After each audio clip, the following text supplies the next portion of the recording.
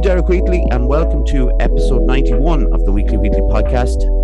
Thank you very much for tuning in, as always. Thank you very much to Joe Burke, who came on last week. One of my teammates in Fusion. We talked about obsessive compulsive disorder, anxiety, intrusive thoughts, things like that. And, fair play to Joe for coming on. We mentioned about it on it. He was the youngest person we've had on the show, and for a 20-year-old to come on and talk about the things like that, I admire him a lot for doing it. So I appreciate that, Joe. Subscribe to our YouTube channel if you haven't done so already, of course. And this is our second annual Halloween special, so I get to kind of talk about her a bit more, and it's just an excuse, any excuse to kind of get stuck into it again, But our guest today is someone who actually writes about horror and hosts the What a Scream podcast, and I'm going to get the name right because I made sure I got the pronunciation correctly. So it's Ygraine Hackett-Cantabrana. How are you, Ygraine? I'm very good, thank you, and well done on the pronunciation. Oh, thanks. It's only because you told me 2 minutes ago. But listen, thank you very much for coming on. Obviously, I came across you in regards to your podcast, which we're going to get stuck into. We're going to get stuck into horror and all of those things because I know it's something that's very a big thing in your life. Mm-hmm. But first, we always like to start at the beginning where everyone should start. Could you give us a short history of your upbringing, please? Sure. So I was born in the UK. My mom's Irish, my dad's English. And I lived there till I was about 9 or 10. And then we moved to Mayo. And I lived there until I was 18. And I went to Australia for a wee bit. And that was pretty much it. I lived out in the middle of nowhere. I don't want to say that had a lasting traumatic impression on me, but it definitely did.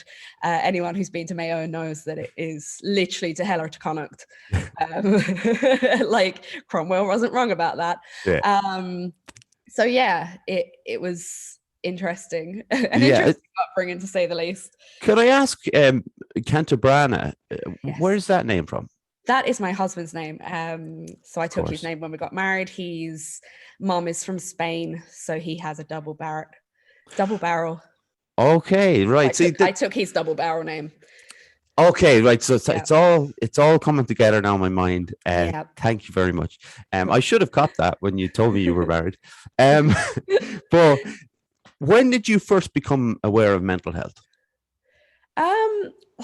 When you sent me this question beforehand, I was like, when did I become aware? Because to be honest, even though I was surrounded by mental health factors and experiences from a very, very, very young age, almost too young, I couldn't actually put a name to it till I was probably literally until I had my son. Okay. And that was the big wake up call that, how I'd been brought up and the people I'd surrounded myself with and how all the things I'd gone through weren't normal. Right. So yeah, it was quite a late kind of realization.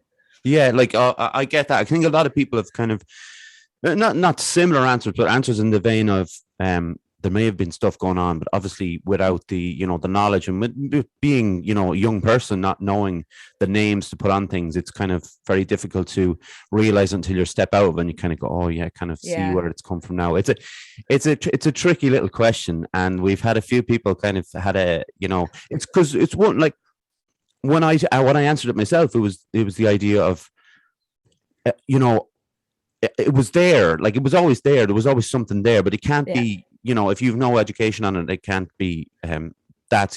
So when you became aware of it, it's kind of a loose part of the question, I suppose. So but it makes sense, and it's very interesting to see when that it was your son coming along that you saw kind of became aware of it in that sense. We'll probably dip back into that because there's a certain film I want to talk to you about, and it's got to do with motherhood, actually. So now that you mentioned that, so very broad question: why horror? I don't know. I've always been obsessed with the darker side and paranormal things. I remember being 5 years old and going to the library and taking out books on witches and folklore and serial killers. I know the librarian called my parents one time, was like, listen, your daughter keeps on taking out books on serial killers. My parents were just like, what can you do? So yeah, I've always just been so obsessed with ghosts. And then that kind of, first it was like literature, so I read a lot, but I actually wasn't allowed to watch horror until I was like a teenager. And so, oops, sorry, go away. Sorry, phone going off. So yeah, so then it was when I was a teenager, and I think the horror channel came on Sky. That was a new thing. So it was like every time my parents went out and I was babysitting, it would like the horror channel. So I'd find all these real lo-fi, cheap, video nasty type horrors. And that was my introduction. And then it wasn't till a lot later that I actually got into the bigger ones and the more popular horrors.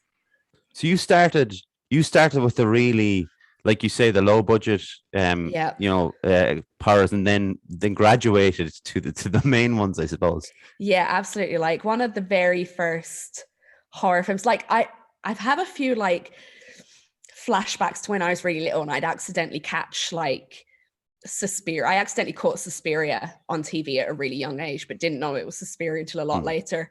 And I caught like the Rocky Horror Picture Show as well when I was like 7, which is always really confusing. And then, so yeah, it wasn't until I was like 15, 16 that I, went out with my mates or slept over at a mate's house and we'd get DVDs and watch like the bigger horrors. Like one of my favorite horror films is The Exorcist, and I actually didn't catch that till I was about 15, 16. Did The Exorcist scare you?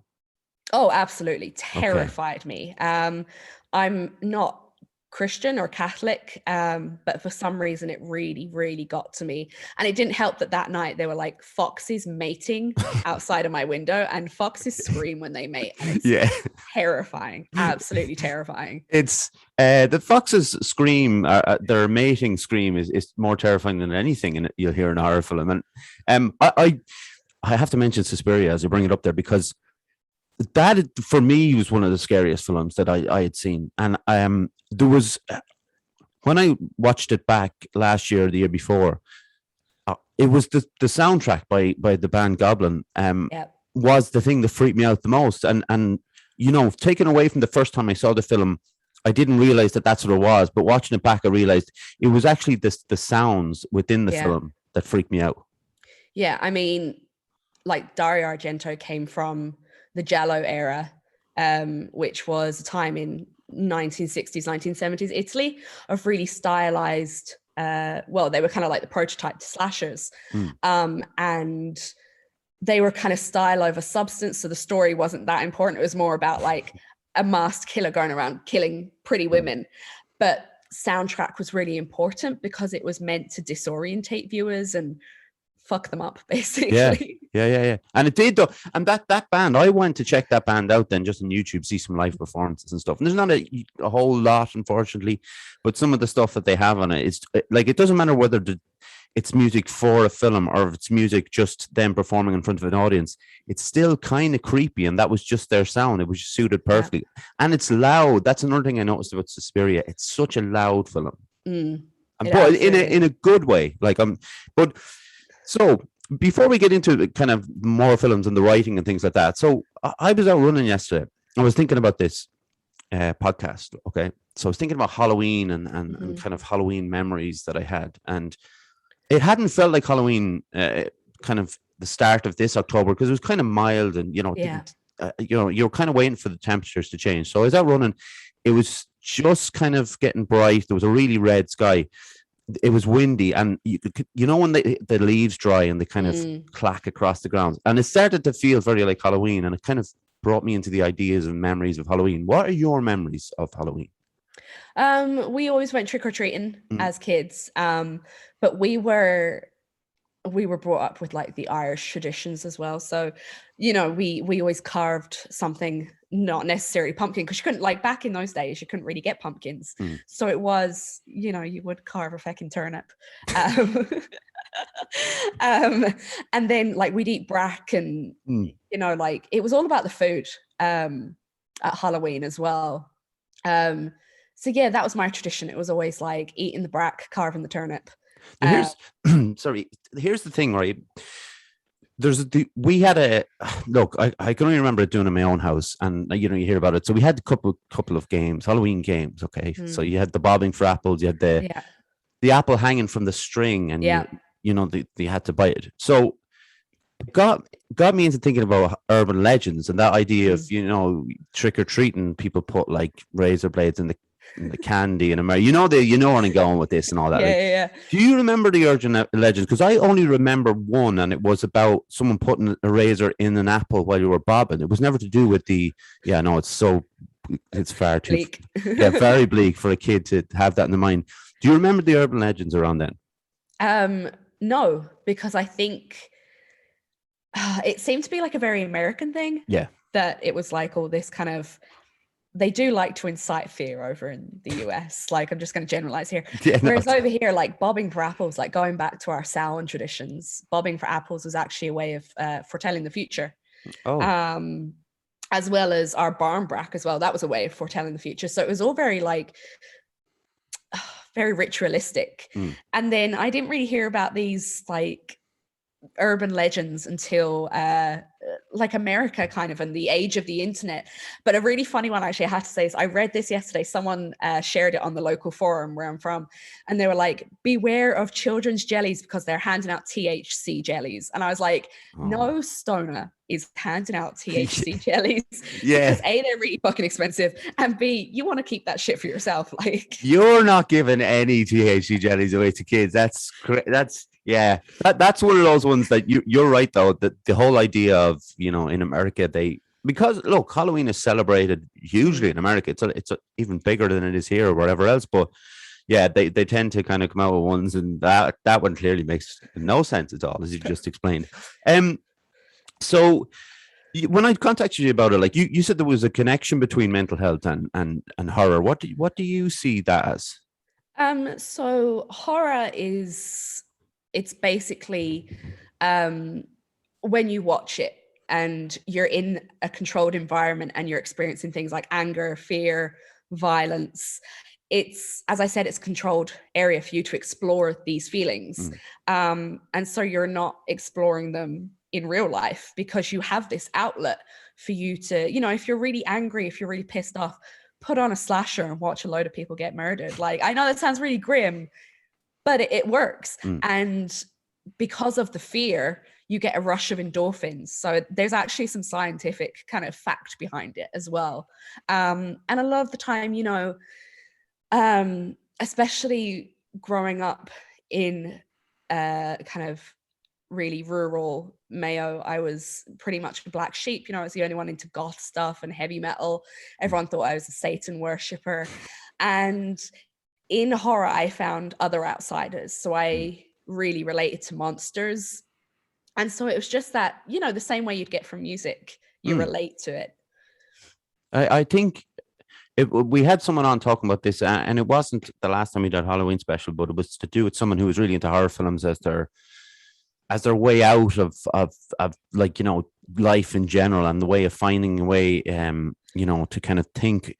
I think it was to do with anxiety in particular. And I find it very helpful for my anxiety in the sense that it, like you said, it's not, when you're watching a horror film, it's not like the anxieties of everyday life. It's anxieties that are overblown and like at times silly, but enjoyable kind of anxieties. And there is an escapism to them. And I will always highlight that. And like, you can get it from other films as well, but I do think that the horror, because like you said, there is an anxiety within them anyway. I do think it works better in that way. And like, I know a lot of people aren't into horror. They're too afraid to, my housemate, she won't go near horror films, and I understand totally, but I would recommend them for that.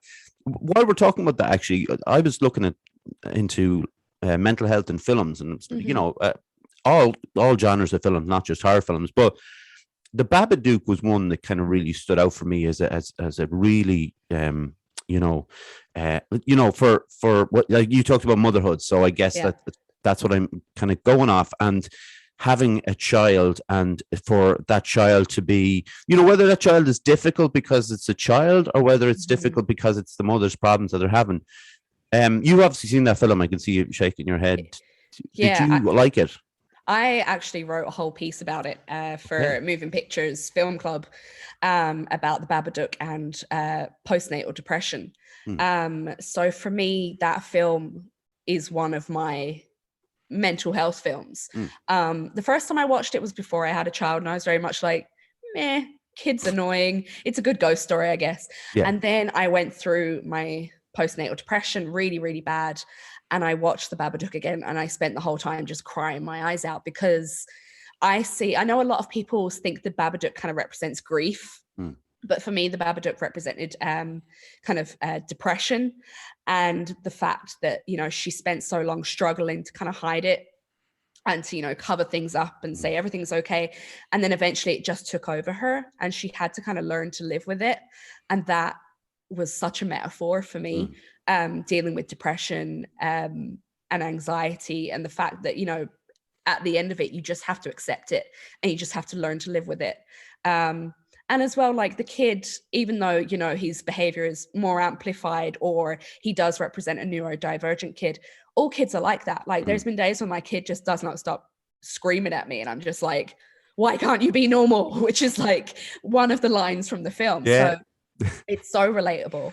There's a scene, the final scene in the film is probably the most powerful scene in it, because like you say, it's the idea of, yeah, she's learning to live with it, and that's the way it is. And when it, like, I don't look, it didn't click with me fully on first view and what exactly it was about, and until I kind of read up about it and watched, obviously went back to it and watched the second time, and then saw through that kind of lens of you know, whether it was, you know, postnatal depression or depression in general, because it could be seen as both depending on who's watching it.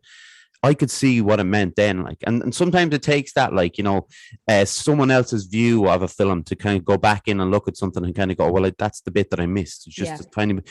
So I just wanted to talk about it, because I do think it's an absolutely brilliant film that everybody should watch, but for more reasons than just being entertainment. There's a lot to it, you know. It's really brilliant. So when did you start writing about her? I didn't start until after I set up the podcast. Right. I had Zoe Smith, or Zobo with a shotgun is her scream name. Yeah. She had been on my podcast chatting about Tom Savini, and she's the editor of Ghouls magazine. And I was like, look, I have this article that I kind of want to write. Like, will you just take a chance on me? So she said, yeah. And since then, it's just been like, I got asked by Tim Coleman from Moving Pictures. We did a mental health chat together, and I mentioned about the Babadook and postnatal, and then he asked me to write that piece. And since then, it's just been like, it just clicked. Like I've always put my hand in a lot of things, but it just seems, I think it's like an ADHD thing that you're always like, let me jump onto this one, and then I jump this hobby, and I become hyper focused. Whereas the writing has really become like my absolute focus, where I'm like, okay, no, this is actually a path that I can continue going down, rather than just being, I'm going to jump onto this now. Yeah, and I've read a couple of the pieces and I really enjoyed them. And I was like, that's for me, the way you present the podcast as well. Like, this very very focused about the podcast, you know, something very helpful for someone who's obviously not as up on horror films as you are. So, you know, if there's it's a place, I guess, for people to go who know their stuff, but then there's entry, you know, points for people who don't know their stuff. And I would say it's the same for your writing as well, because I think when people sit down to read reviews, it's slightly different than reading a piece on a film. Say if you're talking with Babadook, for instance, it's slightly different, because you will hunt out, like, I want to read a review about whatever's out right now. But when you read a piece about a film, it's got to be there's got to be that gateway at the very start for you to get into, whether you've, like, even if you haven't seen the film, sometimes you can read something and go, now I'm going to go watch the film. And I like that about your style of writing. And it's the same reason that, you know, I'd recommend the podcast for people, and we will be talking about that for sure. So this is a kind of a weird question, I guess, but like, if you're asked by an editor, say, to write a piece about a film that you didn't particularly like, we'll say that, you know, Is that a difficult thing to do? It's so difficult, like especially it's festival season at the moment. Yeah. Has been for a couple of months. So there's been a lot of horror festivals, and my editor would be like, here's 10 movies, I need you to watch them, I need you to write reviews for each of them. And of course there's going to be stinkers in there. Like you can't like everything. It's really difficult because especially with festival films, a lot of them are indie, low budget horrors. A lot of them are labor of loves, you know, they're not they don't have a massive budget behind them. So you've got to be kind of sugarcoat what you're saying, but also stay true to like your opinion. So it is really like, I just watched a film. I'm not going to name it because that's me, but I just watched a film there and I sat through it being like, it took me 3 goes to get through it because I was like, this film's terrible. Like I can't, what can I say about this? And it's about finding one little point that you might be able to make like a good point about. Yeah. And you have to just expand on that. It's I was watching one today, and this is why I thought about this question, because I was thinking like if Ygraine had to sit down and write a review about this, and like what would, like if I had to sit down and write a review about this, what would I say? And it was very hard for me even to think of where I would start with a film that I didn't like, a film that I couldn't find any, like it was a horror film, because October is kind of the month that I kind of really dig into horror films. And there was nothing redeeming about it. And it's one of those ones I saw on Sky, like it was 3 stars, and you're like, you know, it might be all right. I never leave them though. I don't know if it's kind of the thing where I think, well, a lot of work went into it. You know, people directed it and people have had to, you know, do all this stuff for it. Maybe I should stick with it. And I did stick with it. And I was raging I didn't leave it because it was terrible.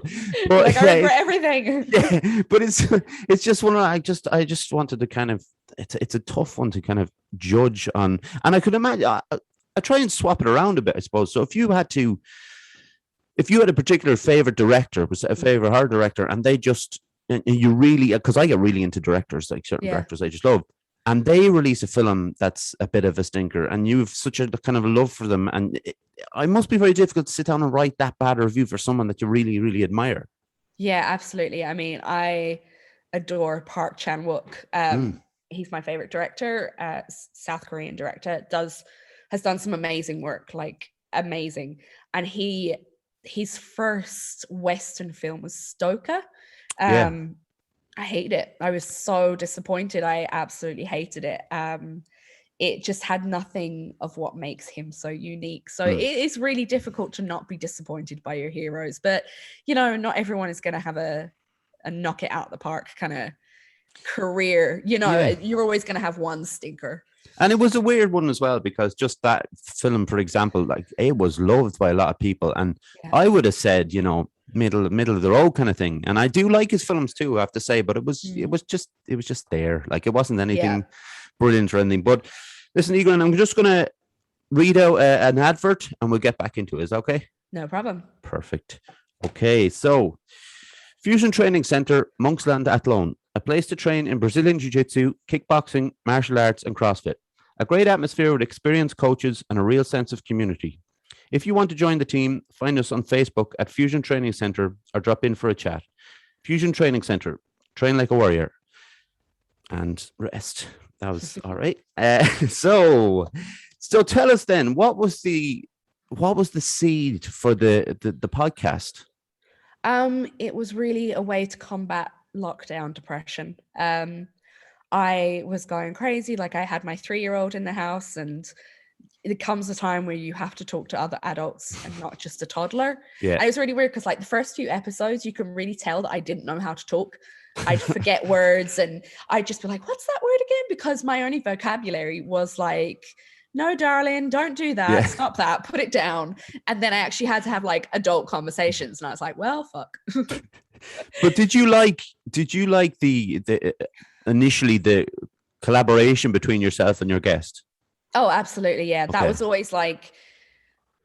always my kind of reason, kind of d'etre, was like, I don't think you could have a well-rounded view of horror without talking to other people, especially when they're people from other countries, of, you know, other ethnicities, of other genders, because horror, like all art, is subjective. So you need different viewpoints. You need, like you said earlier, you could watch a film and hate it, but then you hear someone else's take on it and you're like, oh yeah, like that makes sense. Like I hated Hereditary when it came out. I thought it was awful. And it was only through listening to like the guest on my podcast, I was just like, oh, actually I do like it. Like, Yeah. So that was always like my main thing, is that I had to have a really collaborative effort, and it had to be a really kind of, it couldn't just be, like, even though it was me mates and it still is me mates, but it had to be like other people as well. Yeah, and like when I start, like the whole point of this podcast was to have guests on, so we could talk about mental health and whatever else, the person that came on was, was their thing or their profession or whatever it might be. And I think at the start, when I started having guests on, I got like, I just worry before every episode that it's like I'm not going to be able to get a bit of crack out of people. I'm not like, and it's going to be my fault. It's not going to be the other person's fault. And it was always like a little bit stressful at the beginning, but I think now when you kind of get into a certain amount of episodes and you kind of do a little bit of research on the guests, like obviously it was easier for me to look into you because you've a podcast, but sometimes there's nothing out there. And did you know everybody before, or were there surprises there that you didn't know before they came on? The first few episodes, they were all my mates, so I knew them all pretty well. But then as I started getting onto Twitter, and just getting people on that way, like there were some people that I didn't know anything about other than what they'd put up on Twitter. So they were like a makeup artist or a film programmer or something. So I didn't know anything about them. A lot of the time I won't research people because I kind of like finding out about them on the podcast. Like I think that's kind of fun. But yeah, I mean, there's been a ton of people. Like I even had a church youth leader on there a while back, just to get like a different perspective. He's really cool. He's like, he's trying to get his parish into like watching horror films with their kids, for like the mental health thing. Yeah. So yeah, there's like people from all walks of life, and I always enjoy finding out about them through my podcast. And did he like The Exorcist? Do you know? Did you ask him? He does. Yeah, he did like The Exorcist. Yeah, that's all right. So that's okay. But so this is a kind of a question that I had a quiz there recently on here, and it was basically people's opinions, and I was asking them their favorite films. So you know where this is going. A few of your favorite horror films that you would, I guess, recommend to people, and it can be ones that everybody's going to know or not. I mean, obviously The Exorcist, that is my hands down favorite film of all time. I wrote a piece on it again about why The Exorcist is an act of rebellion in Ireland, because it was essentially banned here, and and then also there is an Irish film called The Devil's Doorway by an Irish director called Ashton Clark. I think everyone needs to watch that. It's actually set in the Magdalene laundries. It's brilliant. It's absolutely fantastic. It's scary, but it's also really like respectful to the victims. So it's a must watch. I'm trying to think what I've seen recently. I caught when I was over at the London Film Festival, I caught a film called Mona Lisa and the Blood Moon, which is Anna Lily Amirpour's third film. She did A Girl Walks Home Alone at Night. So she kind of carries on her trilogy of that. Another one that I caught was Last Night in Soho. Edgar Wright's new film. It's good? Interesting. It's interesting. Okay. It's stylishly, very stylish. I'd kind of relate it a lot to Giallos because it's style over substance. Okay. Like looks wise, it's amazing. Other than that, I'd always just recommend people to go back and watch all the old horror films. Like go back and watch all the Universals and the German Expressionists and the Giallos and learn your horror history. The Devil's Doorway, I was kind of nodding along. The Devil's Doorway. We had the star of the Devil's Doorway on that, Lauren Coe. Okay. Yeah, we had her on ages ago now, but she was absolutely brilliant guest. And I found her on that. That was the first time I saw her, and I saw her in a couple of other films after that. I always have to bring up my favorite horror film whenever I get the chance. Halloween is my favorite horror film. And really? Yeah, it's okay. So I won't go into the story again, but basically I was about 10, my brother was 12. It was close to Halloween, if not Halloween night. He wanted to watch Halloween. I was so scared, but I couldn't say it in front of my brother. I had to pretend I wasn't. So I kept pretending I wanted to watch the black and white King Kong. But the problem was that was kind of ending, and Halloween was kind of hitting its stride at this point. There's a scene in Halloween that has never left me, and I watch it every year now. But and it's not even one of the crazy scenes. There's a scene when Laurie is in babysitting in the house with the two kids, and she looks out the blinds at the house across the road, and I know everybody thinks it's the scene where Michael Myers is carrying the girl, but it really isn't. It's just the house, and it does a kind of a high pitched bit of music. And all you know something's going on in there. That's all you need to know. Yeah. And my imagination was such at the time that it freaked me out so much. Oh, no. And look, it's the same what we were talking about earlier, that idea of soundtracks being so important. And I mean, there isn't many better soundtracks in all of film. I'm not even just talking about horror films as a Halloween soundtrack. It's an incredible piece of music. Yeah, I mean, John Carpenter was just the powerhouse behind everything in that film, and it really shows. I watched the other they all came up on Netflix at the start of October, so it's like, I'll watch all five. I watched all five of them, and then I said, there's no way I'm watching number 3 again, because it's almost unwatchable. Because he's not in it. So what's the point? Season of the Witch. I actually enjoy Season of the Witch. I think it's just ridiculous, campy fun. It certainly can't be fun. But 4 and 5 are okay. I don't really mind them. 2 is quite good. I watched 2 again the other day. But it's just, I guess, growing up with like an iconic like horror figure, like Michael Myers, and it's just kind of stuck with me. And I'll always love the first Halloween, and I always go back to it every year. Do you think, and this is something that kind of comes across, I seem to think it anyways, and some other people do. Do you think horror films are reviewed a bit more harshly than maybe a drama or a thriller or something like that? Oh God, yeah. Everyone always thinks that like horror's this, schlocky, low budget, not worthy of accolades kind of genre, where it's completely the opposite. It's got a lot more to say than, I mean, you could go watch a drama and have subtext kind of spelled out for you, and oh, this is great, Benedict Cumberbatch is a farmer, woo.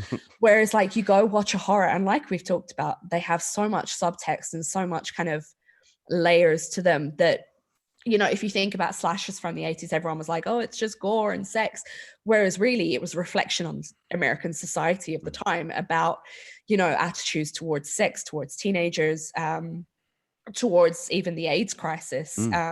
And that goes back as far as I said, like the German expressionist films, where that reflected Germany at the time. And like horror is just so deep, so much more deep than what people think it is. I mean, even if it, you think about Saw and that torture porn genre, everyone thinks that's the lowest of the low.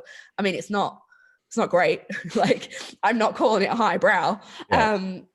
But it reflected the kind of paranoia and fear of America at the time of 9/11. So horror is just, it doesn't get a good rap, but yet it's one of the most like theorized movie genres out there. Yeah, and I love, there's an idea that like, the acting in horror isn't good. And I always think that the acting in horror, it must be the hardest genre of film to act in. And when you see, you mentioned Hereditary already, when you see Toni Collette in Hereditary, this is a performance that possibly could have won the Oscar. Yeah. And I know the Oscars, some people don't care about them, and that's fine. But just as a kind of a benchmark, as it's held up in Hollywood, I honestly think she could have won it. She wasn't nominated even because it was a horror film. I don't think it had anything to do with. Yeah. When you see someone like a director, like a Midsommar, as a film and how it's directed, that could have been nominated for a Best Director. But I guess like what you're saying, it's they're judged more harshly, and they're never going to be critically acclaimed, unless someone like Tom Cruise says it's good or something. Like it's just I mean, a lot of the time when horrors are critically acclaimed, it's because they've been given monikers such as, The Sixth Sense was given the title of supernatural thriller, or Seven and Silence of the Lambs got psychological thriller, and you're like, that is horror. That is literally the meaning of horror. Like, but because they wanted to get the Oscar-worthy kind of awards, they had to put it under another genre. Yeah. And speaking of genres, because I wanted to say someone is not really into horror. There's so many subgenres, and you discuss them on your podcast. You mentioned like torture porn is one, slasher, and people are going to know certain Yeah. ones that you know that they'll hear an awful lot about. But there's so many, and like in you know, with horror, how broad horror is even as a term. Like there's something I might find horror, it's not billed as horror, but like subgenres alone go really, really deep with horror, don't they?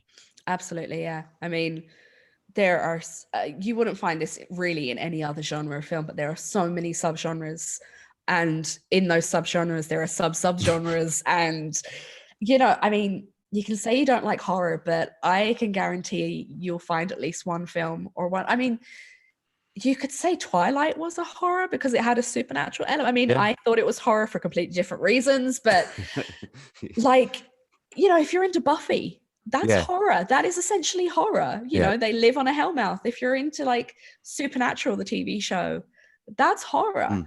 So even if you're like, oh, I don't like horror, I bet you do. Yeah.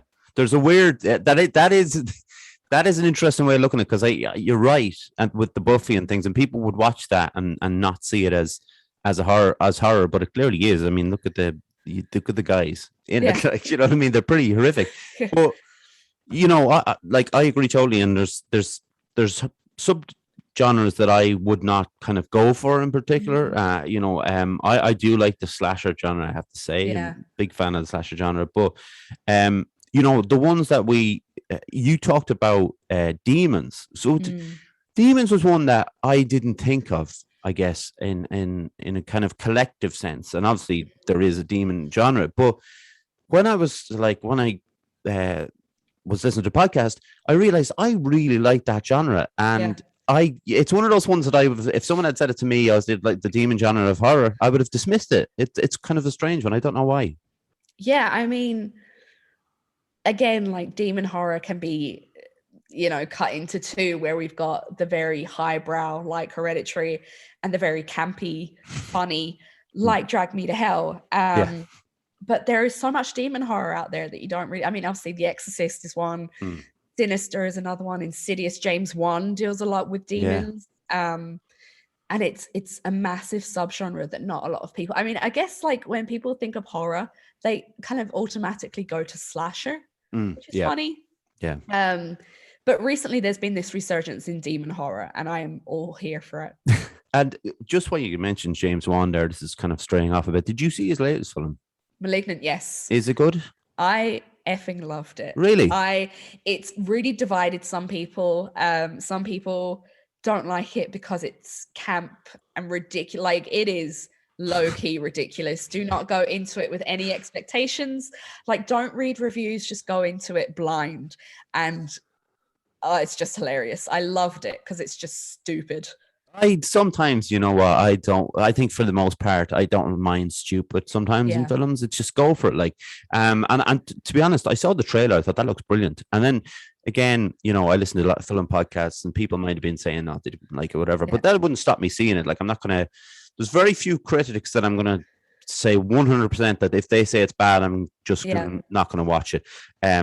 But so what do you think then of the current state of horror? Do you think it's in a good, because I remember back in, was it 2017, 18, when like Hereditary came out, Babadook, The Witch, it had a real kind of purple patch. Do you think it's in a good state now?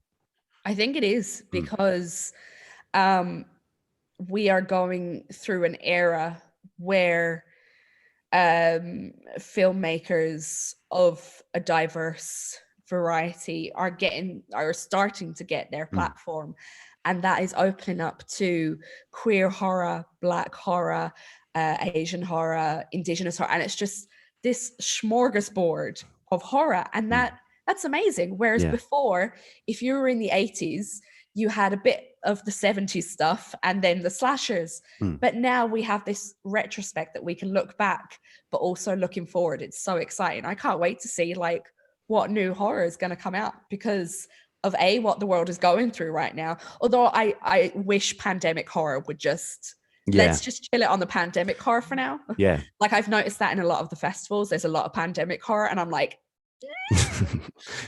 you know, it's too real. It's too real. I'm very excited to see the horrors, the psychological kind of thing that comes from it, rather than then, you know, everybody's wearing masks and it's clearly a pandemic horror. But what we went through, psychically and kind of things like that, psychologically, rather than actually, not leaving the house with a mask on. But so I mentioned before the podcast to you our first annual. Can you call it a first annual? You probably can. First annual Halloween special was with Michelle Jinks, and Michelle is a massive fan of horror. Obviously, that's why we had her on. But she's also a burlesque performer.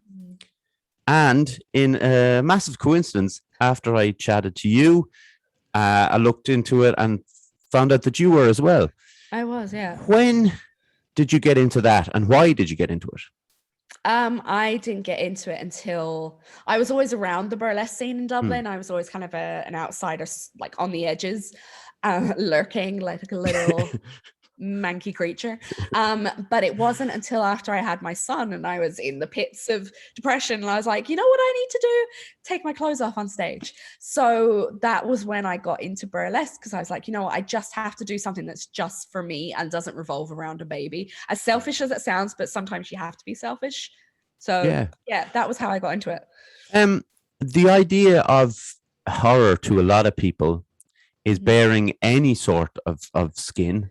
How does someone, because I remember talking to Michelle about this as well, how does someone get past that part to, because I know there's so much in burlesque and people take so much from it, whether they're, they're watching it, but the people who are performing in it, how does someone get past that point of maybe, having that nerves of standing in front of people and, performing like that?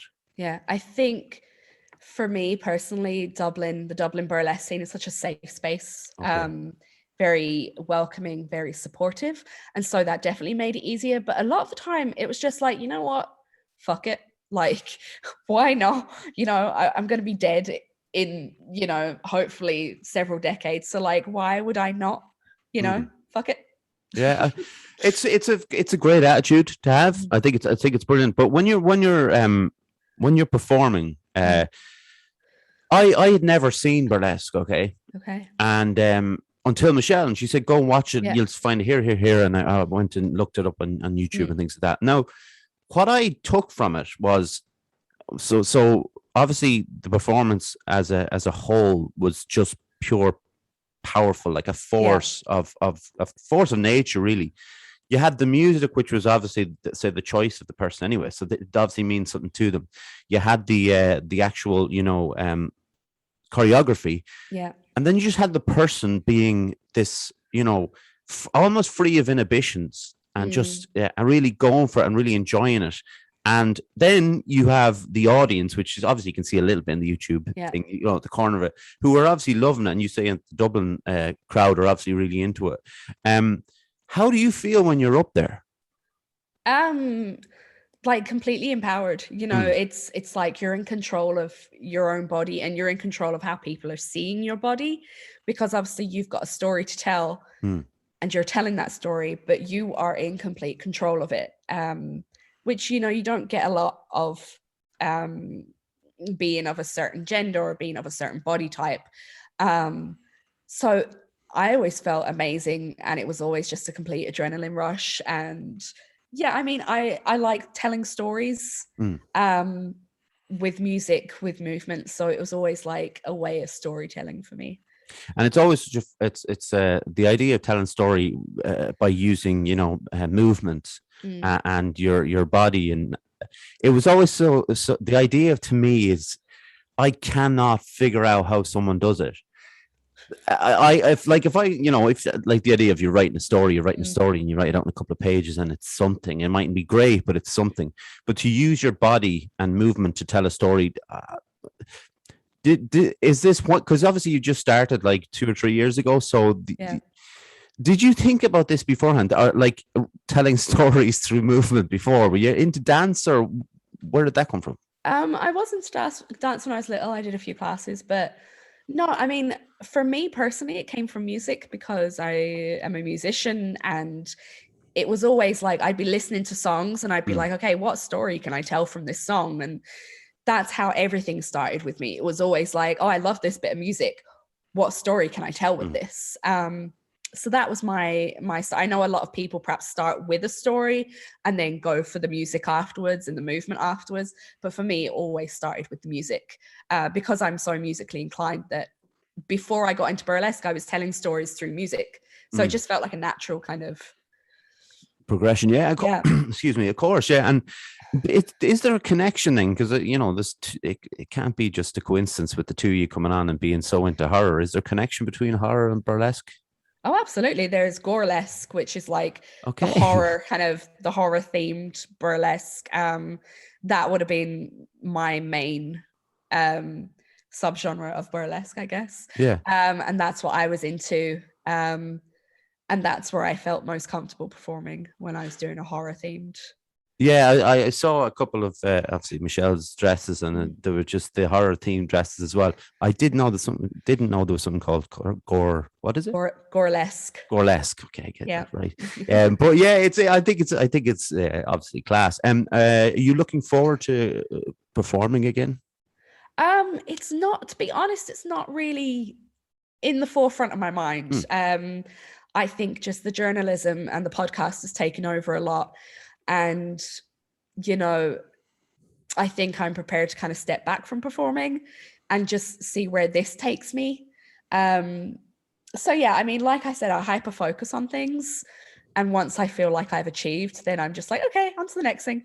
I think that's great. Very admirable, though. Like the idea of trying all these different things. It's I think a lot of us need to kind of follow suit, I guess. And I suppose have recently been doing it, but it's taken a long time to kind of get to the point where I've been doing that idea of just, why not try it? That kind of idea of like you said about burlesque, where it's just like, well, I'll be dead in a few decades, so might as well just do it. And it's a great way to look at things. It's a great way to do things, but it's a hard, kind of thought process to kind of get into, I think. Yeah, absolutely. I mean, with me, it started off, I was really into baking. So I had like a semi-successful baking company, and then I jacked that in and started performing and burlesque and pin-up, and I won awards, I got into magazines, it was all that. And then I was kind of like, okay, now on to the next thing. Like, I just want to do it all. I don't want to grow up and be that bitter old person that's like, oh, I wish I could have done that. I wish I hadn't held myself back. So that's fair enough. And I think it's the right way to do it. I wanted to ask, actually, I forgot to ask when we were talking about the horror films. The idea of your husband Oscar and you, is he a big horror fan? No. Okay. Like, I once asked him what his favorite horror film was, and he said Casper the Ghost. So, well, there's a ghost in it. Look, if we're going by that rule, he's right. Yeah, it's childhood horror, I guess. Yeah. He'll watch them with me, and he will always seek them out with me. Okay. But he wouldn't be as like, he'd watch a film and be like, "Oh, that's shit," and I'm like, "What do you mean it's shit? It's brilliant!" Like, all of these technical things, and he's just like, "What the fuck are you talking about?" Like, so he doesn't hate them. Yeah. But he's definitely not as fanatical as I would be about them. That'd be difficult to reach those kind of levels, I suppose. But yeah, I do like the idea that he's willing to kind of, especially that they're not his thing. And when I like when anybody first starts dating someone, will say so, and you'll be like, you into horror films? And they say no. It's kind of like, oh. Because that's that, but yeah, it'll just be me watching them again this Halloween, So yeah, it's funny. This is a question that's really on the verge of falling out. We always have it on, but it's kind of on the edge where I'm asking a question now where people don't have spare time. But if you did have spare time, what would you like to do with it? Oh God,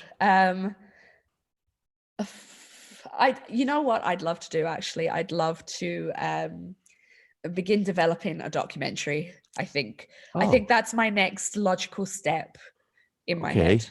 Do you know the have you got a premise yet, or it's just an idea? I'd really like to explore Irish horror and kind of Ireland's folklore, and then have a natural progression where we've got such a rich history of darkness and folklore, especially with like Samhain, and then, you know, the Banshee, the puka.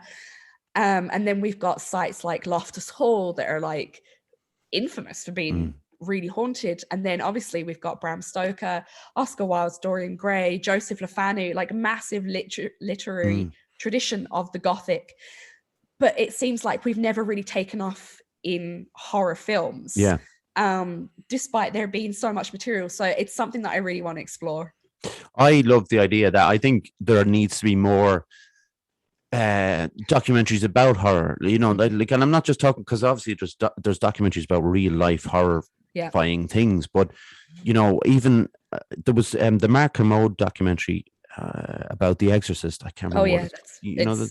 I think it's brilliant. It's so good. Yeah, it's so good. And I know you're going for a kind of a wider range, but you're right. Like, Ireland does have such a rich history of those kind of things, and it's just as, you know, what's that film? Is it Haxon? Is it Haxon? But it's a Norwegian film from like the 20s. And it's like Haxon's about like witchcraft. Yeah. That like Yeah. I thought that was a fascinating film. And it's like a kind of semi-documentary kind of it's a mixture of all different things. It's really ahead of its time, to be fair. But yeah, the idea of having like Ireland as all of those things in a horror thing, I think would be great. So I'll back it. Back it. Maybe not financially, because I don't really have that much money.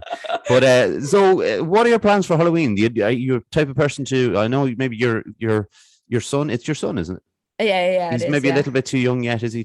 No, he's mad into his trick-or-treating, so he's excited. Oh, is he? But so me and my husband, we got married during lockdown, and we only had like 6 people at our wedding. So we're actually having a wedding celebration on the 30th. Excellent. So of course it's Halloween themed. Course has to be. So yeah, I'm really excited for that. I don't care if he is. I'm really excited for it.